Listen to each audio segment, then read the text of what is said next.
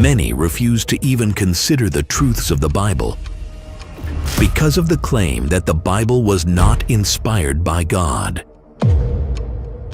How would you respond? Deep inside, are you plagued with the same doubt? Did the God of the universe truly inspire men to write the exact words recorded in Scripture?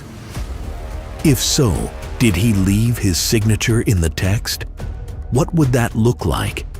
It would have to be something so incredibly complex, it would defy probability and chance.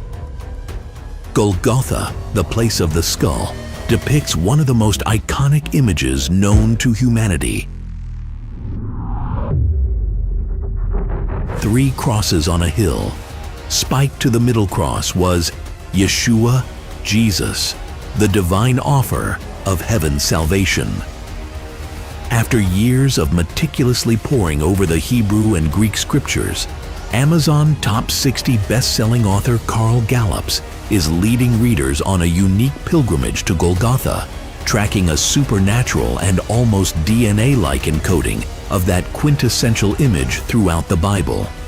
Astonishingly, likenesses of Golgotha are visible from the beginning words of Genesis to some of the last words of Revelation, and in just the right places.